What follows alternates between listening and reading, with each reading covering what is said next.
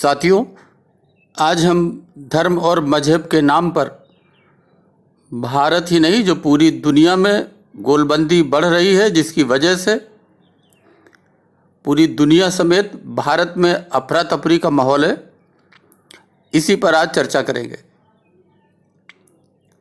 साथियों, आजकल जो नुपुर शर्मा ने जो कुछ कहा उस पर काफ़ी कुछ आप सुन रहे होंगे और पढ़ भी रहे होंगे, लेकिन मैं एक बात कहना चाहूँगा कि एक प्रसंग आता है जब लक्ष्मण को बाण लगा और मूर्छित हो गए, तो पवन पुत्र हनुमान उड़कर संजीवनी ले आए थे, ऐसा संदर्भ मिलता है। साथियों, जो नुपुर शर्मा ने कहा वो इससे भी ऊपर था। उन्होंने कहा कि सातवें आसमान पर जो रसूल घोड़े पर चढ़कर गए और धरती पर वापस आए, इस सफ़र का इस्लाम में उल्लेख है, जिसको उन्होंने कहा। साथियों, ये ऐसे विश्वास हैं जिससे जनजीवन को कोई खतरा नहीं है, इसलिए इन पर कटाक्ष करना लोगों के अकीदे को अपमानित करना है।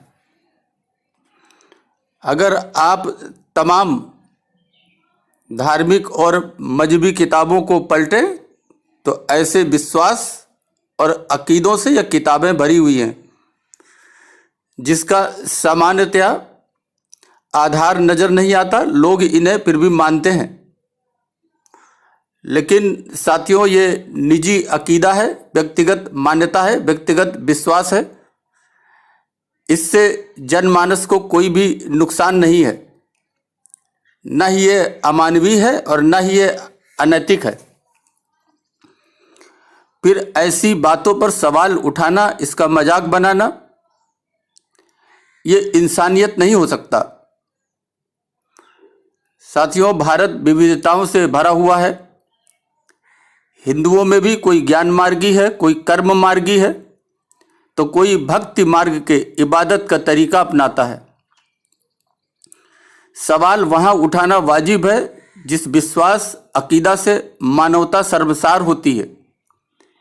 आज नहीं तो कल ऐसे जनजीवन के लिए हानिकारक, अमानवीय जो किताबों में अकीदा है, विश्वास है, उसका मानवाधिकार के लिए आवाज उठाना ही होगा।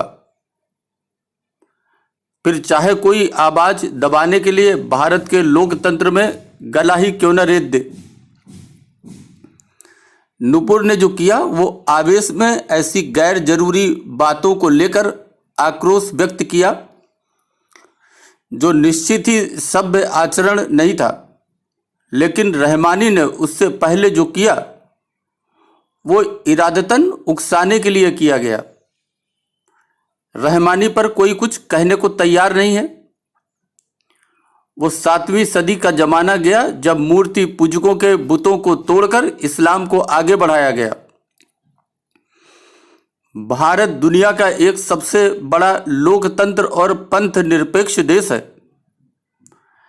इस लोकतंत्र में इंसान का अकीदा, इबादत कैसा हो, ये इंसान का अपना फैसला है, और ये तब जब ये अमानवीय, अनैतिक न हो। किसी को इस पर एतराज जताने का कोई हक नहीं है।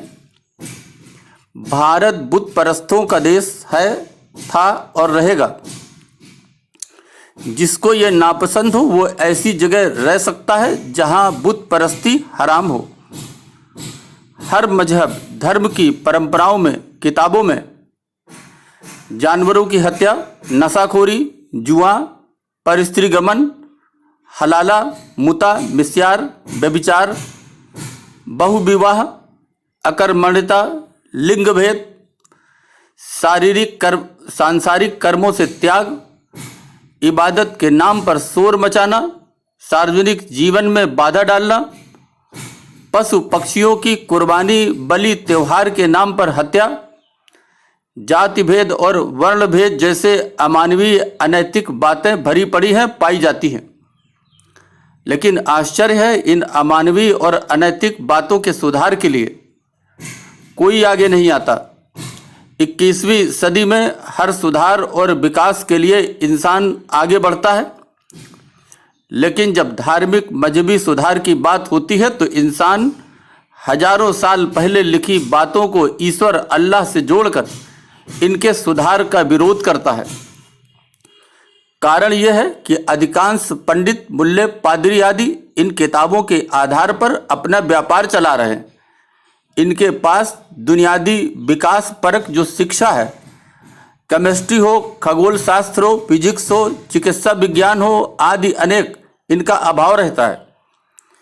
आज धरती के जनजीवन को अगर किसी ने बचाया है तो ये बुनियादी विकास परक शिक्षा, जिसमें केमिस्ट्री, खगोल शास्त्र, फिजिक्स, चिकित्सा विज्ञान आदि ही है।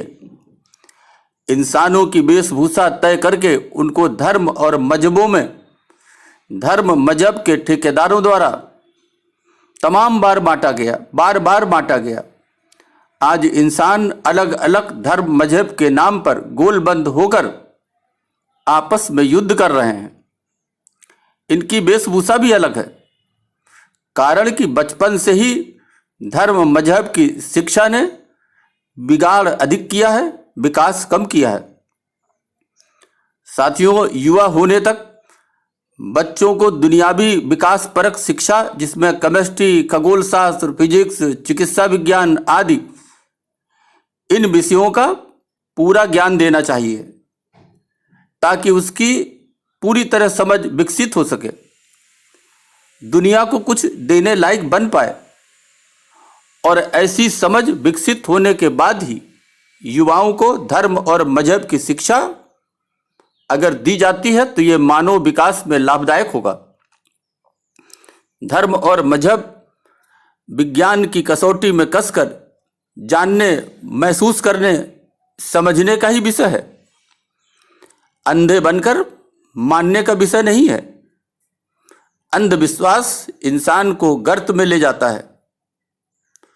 साथियों, जंगल में अकेले बैठकर धूनी रमाने वाला और बौद्ध भिक्षु बनकर जगह जगह घूमने वाला समाज में अपना बोझ ही बढ़ाता है। जब मुसीबत आती है तो ये अपनी रक्षा नहीं कर पाता। जब अपनी रक्षा नहीं कर पाएगा तो दूसरे की रक्षा क्या करेगा। जब तक एक हाथ में आध्यात्मिक और आधुनिक शास्त्र तथा दूसरे में आधुनिक शस्त्र नहीं होगा, मानव जीवन मिटता और बिखरता रहेगा। आपने देखा होगा कि देवी देवताओं के कई हाथ होते हैं। इसी तरह से देवी देवताओं की तरह कर्म के कई हाथ बढ़ाने होंगे, जिनमें अस्त्र, शस्त्र और शास्त्र दोनों हो। अगर आप इन चित्रों को देखते हैं, मंदिरों में जाते हैं, तो ये मूर्ति पूजा का यह पहला सबक है, यह पहला खुला संदेश है। साथियों, ज्ञान, कर्म और भक्ति, इन तीनों मार्ग के रास्ते पर आगे बढ़कर आप मानव जीवन का कल्याण कर सकते हैं। अभी के लिए बस इतना ही। धन्यवाद।